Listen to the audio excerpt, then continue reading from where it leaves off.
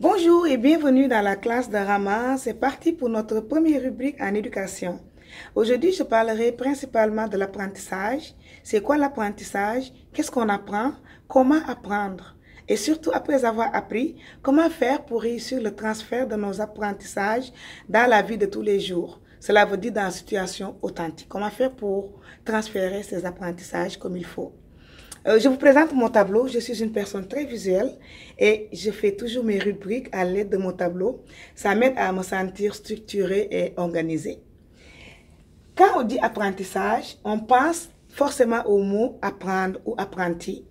Donc, le mot apprendre peut se prêter à plusieurs définitions, dépendamment de la personne qui l'utilise ou dans le contexte dans lequel il est utilisé. Mais toujours est-il que la finalité reste la même. On apprend pour acquérir des connaissances, pour avoir des compétences sur un concept ou sur une habileté, qu'importe, ou sur une valeur. Là, j'ai mis apprentissage d'une valeur. Pourquoi? Je parle surtout aux parents dans mes rubriques parce que je me dis qu'avant d'aller chercher l'apprentissage des concepts qui doit se faire à l'école, il y a d'abord l'apprentissage des valeurs qui se passe à la maison. Le plus tôt est le mieux pour un enfant. Donc là, je me dis que je vais parler de l'apprentissage d'une valeur. Et on s'entend qu'une valeur est positive. Une valeur est positive. Je l'enseigne à mon enfant et mon attente, c'est un résultat. Le résultat peut être un comportement, ça peut être une habileté, une compétence, ça peut être des connaissances tout court. Mais une valeur, quand tu l'apprends à ton enfant, tu as une attente qui est un résultat d'apprentissage, un objectif, une finalité, un but.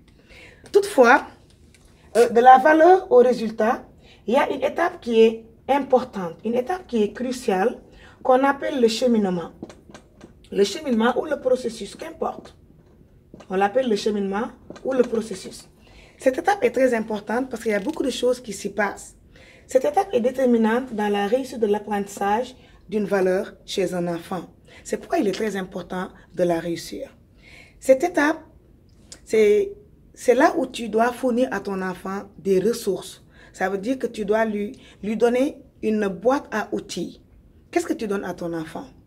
Est-ce qu'il ou elle a la boîte à outils qu'il lui faut pour arriver à ce résultat-là?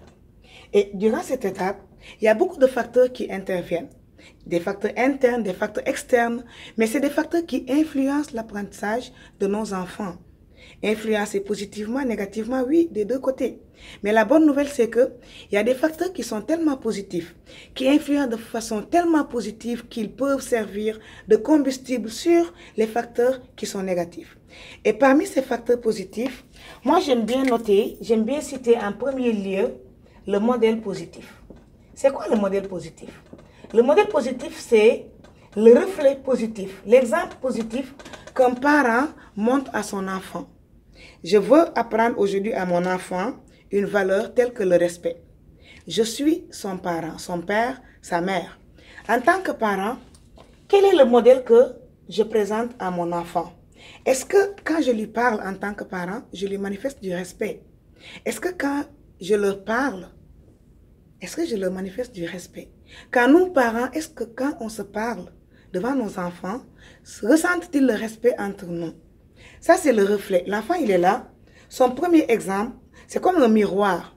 Donc, le modèle positif, c'est l'image positive, que le parent doit donner à son enfant pour l'amener à comprendre cette valeur qu'il lui enseigne. C'est ce qu'on appelle l'enseignement explicite. Quand on enseigne un concept, une valeur, une habileté, on doit en faire un enseignement explicite. Cela veut dire que l'enfant doit pouvoir reconnaître en toi, sur toi, cette valeur-là que tu as envie de lui enseigner. Donc, le modèle positif, parmi d'autres facteurs positifs, occupe une place comme de choix là, sur la liste de ces facteurs. Donc, ce n'est pas juste modèle positif, mais c'est modèle positif évoluant aussi dans un cadre de vie positif. Cadre de vie positif, sain et sécuritaire. Donc, si tu es un parent, tu es sûr de donner à ton enfant ce modèle positif par rapport à la valeur que tu lui enseignes pour un résultat, si tu es sûr qu'en plus de ce modèle positif, tu offres à ton enfant l'opportunité d'évoluer dans un cadre de vie positif, sain et sécuritaire, tu peux te dire que tu as fait un grand pas en avant dans la réussite de son apprentissage. C'est pas facile, c'est la théorie. Je vous la présente, j'apprends, je fais ma rubrique, j'apprends également aussi. Mais comme on dit, la théorie nourrit la pratique. Donc, on va se faire des efforts. On va apprendre tous ensemble. Et puis, on va surtout mettre l'accent sur le modèle positif. C'est un facteur qui influence énormément la réussite de l'apprentissage d'un enfant. On est comme... D'habitude, on dit qu'on est ambassadeur de l'éducation qu'on reçoit. Donc, essayons d'être des modèles positifs pour nos enfants. Quand on veut que nos enfants soient respectueux et respectés, parlons-leur avec respect. Quand on veut qu'ils apprennent l'autonomie, ben écoutez, laissons-leur un peu le choix d'être autonomes dans ce qu'ils font. Ne soyons pas trop comme... ne prenons pas les décisions à leur place.